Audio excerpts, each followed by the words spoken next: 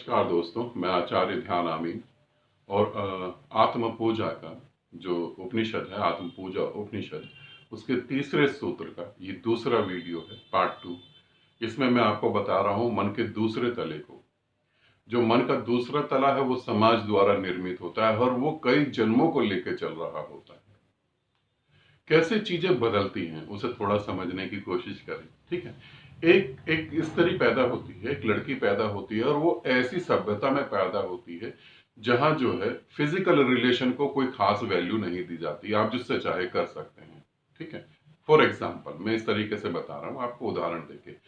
अब वो लड़की पैदा होती है और पूरे जीवन एकदम आजाद तरीके से जीवन को जीती है, ठीक। शादी जैसी कोई व्यवस्था नहीं होती। वो लड़की मर जाती है बुढ़ापे में। अब मर जाने के बाद वो एक ऐसी सभ्यता में पैदा होती है जहां पर यह कहा जाता है कि तुम रिलेशन जब करोगे तो एक ही व्यक्ति से करोगे जो तुम्हारा पति होगा। अब ये लड़की अपने पूरे पिछले जन्म के जितने भी कर्म है उसको लेकर यहां जो है डिस्टर्ब हो जाएगी और ये यहां पर ये कहेगी कि मैं ऐसा है, मैं वैसे ही जीऊंगी जैसे मुझे जीना है। तो ये शांत तो नहीं हो सकती कभी, क्योंकि यहाँ एक अलग सभ्यता में, अलग संस्कृति में आपको अलग तरीके से हैंडल किया जा रहा है और आप कहीं से कुछ और अलग लेके आ रहे हैं, तो शांत तो नहीं हो सकती। इसी तरीके से इसी धर्म के अंदर, एक खास धर्म के अंदर एक पंथ है अघोर पंथ। एक व्यक्ति अघोर पंथ में साधना करता है, वो शराब भी पीता है, मांस भी खाता है, सब चीजें करता है जिसको वो समाज धार्मिक कृत्य में मान्यताएं नहीं देता, वो सब करता है। अब वो किसी कारण से उपलब्ध नहीं होता और देह को त्याग देता है। अब जब वो देह को त्याग देता है तो वो अघोर पंथ में ना जाकर किसी साधारण से परिवार में या किसी धार्मिक जहां कृत्य होते हैं वहां पैदा होता है। अब वहां पर जो है बहुत संस्कारी तरीके से देवी देवताओं की पूजा होती है, मंदिर जाया जाता है, सुबह नहा धोकर धूप बत्ती करी जाती है, तभी चाय या पानी ग्रहण करा जाता है। ऐसे संस्कारी परिवार में वो पैदा होता है। अब जब वो पैदा होता है तो वो कहता है ये तो मैं फॉलो नहीं करूंगा। मांस खाने से, शराब पीने से परमात्मा का कोई लेना देना नहीं। परमात्मा को तो मांस खाकर और शराब पी के भी उपलब्ध किया जा सकता है। क्या उस शराब में परमात्मा नहीं? क्या उस मांस में परमात्मा नहीं? अगर परमात्मा मांस में नहीं है तो फिर मेरे मांस में कैसे हो सकता है? वो फिर वो किसी के मांस में नहीं। तो ऐसे तर्क उसके अंदर पैदा होते हैं तो वो वहां विरोध करने लगता है। वो वहां विरोध करने लगता है। तो ये जो मन है दूसरा, पहला मन तो आप समझ गए, दूसरा मन जो है समाज द्वारा निर्मित होता है और हमारे कई जन्मों के संस्कार उसमें अलग अलग तरीके से होते हैं जिसे हम नहीं समझ पाते। आपको नहीं पता लगता कि विचार वहां से आ रहे हैं। एक्चुअली आप सोचते हैं विचार ऊपर से आ रहे हैं, विचार वहां से आ रहे होते हैं। आपके बहुत सारे विचार और बहुत सारी वासनाएं और बहुत सारा विरोध जो है समाज का, वो इस जन्म से नहीं पिछले जन्मों से भी ताल्लुक रखता है। अब एक तीसरा मन का तला आता है, ये बहुत खास है। ये नेचर की तरफ से आता है। ये जिस पृथ्वी पर आप पैदा होते हैं उसी की तरफ से होता है। अब इसमें स्वाभाविक वासनाएं होती है, काम वासनाएं, भय की वासनाएं, ये स्वाभाविक होती है। बच्चा जब अपनी माँ के पेट में होता है तब भी उसके अंदर काम वासना और भय की वासना होती है। इसे समझना, अगर भय की वासना नहीं हो तो जब बच्चा माँ के पेट में होता है और उस स्त्री को उसका पति जब डांटता है, जोर की चिल्ला के बोलता है, तो पेट में बैठे हुए पेट में उस बच्चे की दिल की धड़कन ज्यादा तेज हो जाती है, वो घबरा जाता है, वो हाथ पांव चलाने लगता है। फिर क्यों डर जाता है? अगर भय का उसे ज्ञान नहीं तो भय का ज्ञान होता है। तो ये जो है ये नेचर की तरफ से ही आ रहा होता है।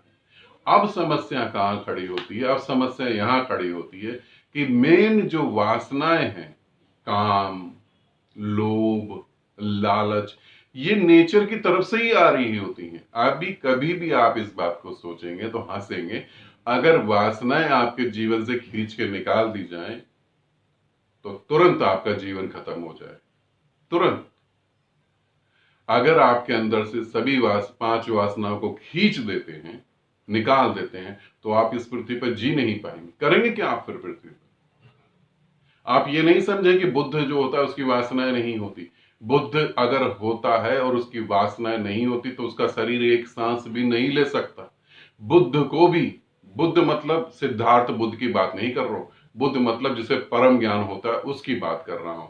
बुद्ध को भी यहां जीवित रहने के लिए, सांस लेने के लिए वासना का सहारा लेना पड़ता है। तो तीसरा तल जो है वो वासनाओं का तल है जो नेचुरल है, मगर अब नेचुरल वासनाओं को आपको जो है परमिशन नहीं है कि आप भोग सके, ये भी समझ लें। अगर और क्यों नहीं भोग सके, अगर नेचुरल वासनाओं को आपको परमिशन दे दी जाए कि आप भोग सके, तो आपको पता नहीं रिजल्ट क्या हो। इस पृथ्वी से मानव जाति हमेशा के लिए खत्म हो जाएगी। इस पृथ्वी पे मानव जाति हमेशा के लिए खत्म हो जाएगी अगर आपको ये परमिशन दे दी जाए कि आप अपनी नेचुरल वासना भोग लें। क्योंकि जब आप अपनी नेचुरल वासनाएं जो है उसे जब भोगने लगेंगे तो वो कुछ क्षण में ही खत्म हो जाती हैं। वो क्यों अनंत अनंत जन्मों तक चलती हैं, कभी आपने सोचा है? क्योंकि उसका विरोध होता है, उसका विरोध होता है, इसीलिए वो अनंत अनंत जन्मों तक चलती हैं। इसे ऐसे समझ लें, जैसे मैं खड़ा हूं, मेरे सामने एक आदमी खड़ा है, हम दोनों में कोई भी बात नहीं हो रही, मगर वो मेरा विरोध करेगा तो मैं उसको जवाब दूंगा, मैं उसे जवाब दूंगा, वो मुझे जवाब देगा। अब ये सिलसिला जो है अनंत अनंत जन्मों तक चल सकता है। तो आपका समाज जो है वो सेक्स को, काम वासना को कंट्रोल करता है, वो उसे वो अभिव्यक्त नहीं करने देता, अभिव्यक्त नहीं करने देता, और वो आपको डराता है। जब वो उसको अभिव्यक्त नहीं करने देता तो आपके अंदर भय पैदा होता है और आपके अंदर विरोध पैदा होता है। कैसे विरोध पैदा होता है इसे भी समझ लें। 10 साल का बच्चा माँ बाप का इतना कभी विरोध नहीं कर सकता, समाज का कभी विरोध नहीं कर सकता। जैसी 10 साल से ऊपर की उम्र में वो जाता है और उसके अंदर जो हार्मोन्स चेंजिंग होती है, वो बच्चा फिर माँ बाप का क्या पूरे समाज का विरोध करता है, क्योंकि अब उसे अपनी वासना की अभिव्यक्ति चाहिए, अब वो अपनी वासना को भोगना चाहता है, वहां वो विरोध करता है। मगर समाज इतना समझदार और इतने अच्छे तरीके से बनाया गया है कि वो उसके विरोध को कुचल देता है। अगर वो स्वाभाविक वासनाओं को जी ले तो वो हमेशा के लिए मुक्त हो जाएगा। हकीकत में समाज के सारे नियम बुद्ध पुरुषों को देखकर ही बनाए गए थे, बुद्ध पुरुषों ने ही बनाए होंगे, क्योंकि जिसके अंदर वासना नहीं है वो भोग ही नहीं रहा, वो उससे मुक्त है, चाहे तो भोगे, ना चाहे तो ना भोगे। उस हिसाब से नियम बनाए गए, इसलिए समाज बिल्कुल उल्टा हो गया, आदमी का जीवन बिल्कुल उल्टा है। आप देखें तो आदमी जीवन कुछ और जीना चाहता है, समाज उसे कुछ और दे रहा होता है। और कैसे ये पता लगता है, आपने देखा होगा बहुत सारे साधु संत जो हैं काम वासना का विरोध करते हैं, पति पत्नी को साथ रहना चाहिए या पति पत्नी को भी भाई बहन बन के रहना चाहिए, और यही जो समाज में इतना विरोध करते हैं यही काम वासना में लिप्त पकड़े जाते हैं और उन्हें जेल हो जाती है। क्यों? क्योंकि वो स्वाभाविक वासना जो है, ठीक, 3 मन के तल को आप समझ गए होंगे जहां तक मुझे लगता है। अब हम इनसे पार कैसे हों? अब हम इनसे पार कैसे हों, कैसे हम जाने? तो आप देखिए ये 3 जो पार्ट हैं, पहला दूसरा तीसरा, इसमें आप उलझ गए, आप इसे समझ ही नहीं पा रहे, इसमें बहुत बुरी तरह उलझ गए। तो इसके लिए आप क्या कर सकते हैं? इसके लिए आपको अपना होना कि मैं हूं, इसे बार बार याद करना पड़ेगा। और ये कैसे होगा? जैसे आप आराम से शांत बैठे, कुछ क्षण के लिए, कुछ मिनट के लिए शांत बैठे, उस शांति को फिर पकड़ के चले और आप अपने को याद दिलाएं कि मैं हूं। चलते वक्त अपने को याद दिलाएं कि मैं हूं, खाते वक्त याद दिलाएं कि मैं खा रहा हूं।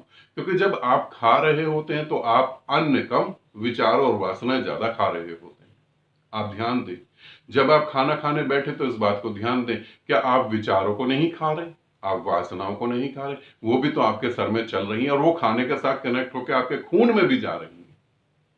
तो खाना खाते वक्त अपने को याद दिलाएं कि मैं हूं।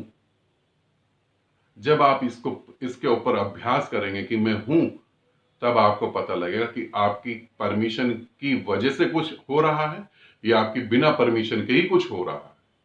तब आपका अपना अस्तित्व, जिसे ऋषि कह रहे हैं कि शांत ज्ञान, अकंप ज्ञान, तब वो अकंप ज्ञान आपको प्राप्त होगा और वहीं से जो है आप परमात्मा में एक हो जाएंगे, ऐसा भी कह सकते हैं, या आप परमात्मा हो जाएंगे, ऐसा भी कह सकते हैं। ठीक है, तो ये 3 तलों को समझना जरूरी है।